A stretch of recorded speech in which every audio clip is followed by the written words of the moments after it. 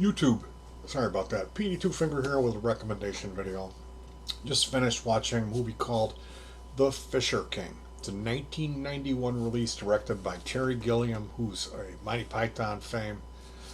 Terry Gilliam is a guy known for, he's kind of a mastermind.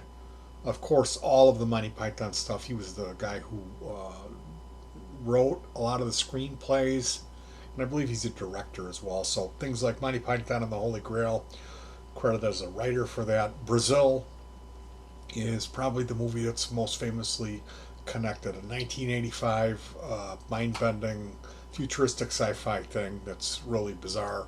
People really trip out on that movie. Time Bandits was another movie, Terry Gilliam movie, real cool thing.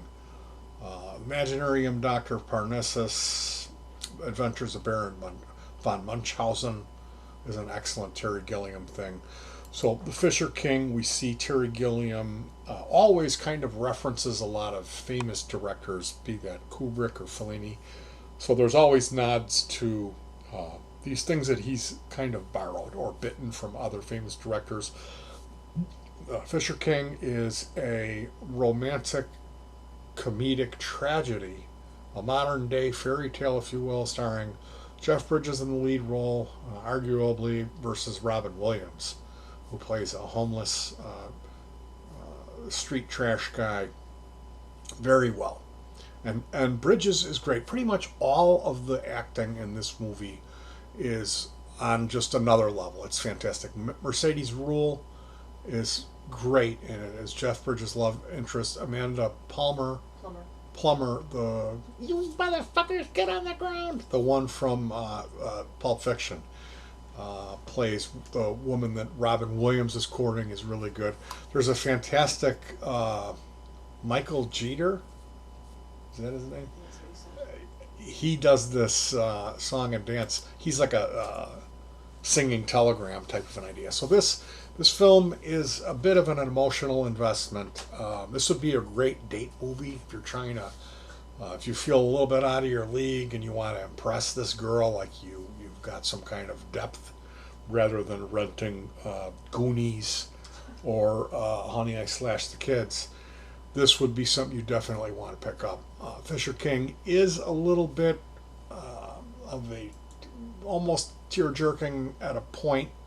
It's kind of a harsh look at our society and how we treat the mentally ill, specifically the homeless in New York.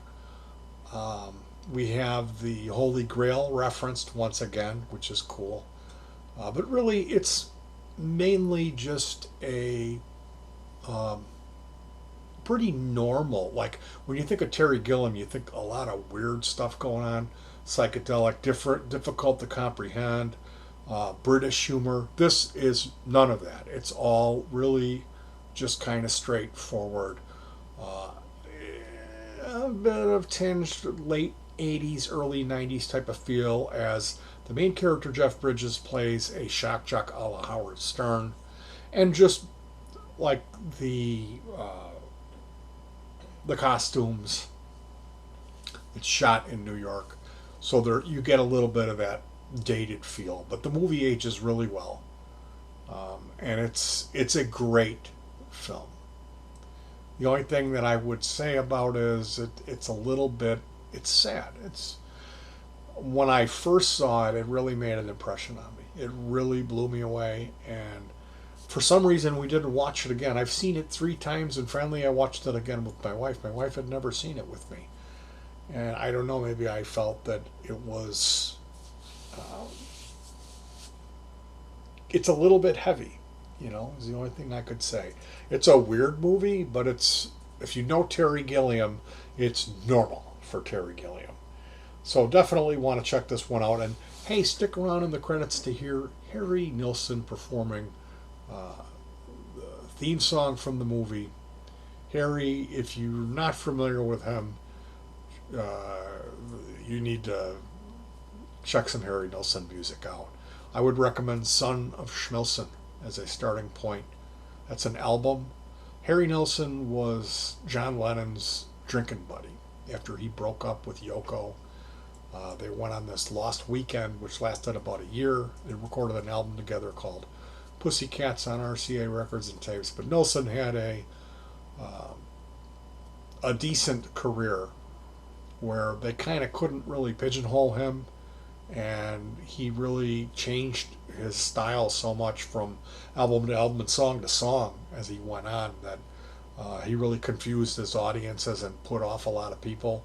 And then when John Lennon was murdered, he completely kind of retreated out of the business and did an anti-handgun campaign. Up until in the early 90s, he was kind of starting to get something back together, and then he passed away of a heart attack. So Harry Nilsson is a national treasure. He's one of the greatest singers. He's got a gift of many octave vocal range, pipes of gold. Harry Nilsson is an incredibly talented singer who was also a really great songwriter as well. He did some wonderful stuff in his life. So here we got the Fisher King movie associated with the Pythons, who we know George Harrison supported them. John Lennon ended up being friends with Nilsson, who's on the soundtrack. So it's all kind of in the family we see. And it's a wonderful, wonderful movie. It's just on another level. So definitely give that one a shot if you're looking for something to check out. And I'll see you guys around soon.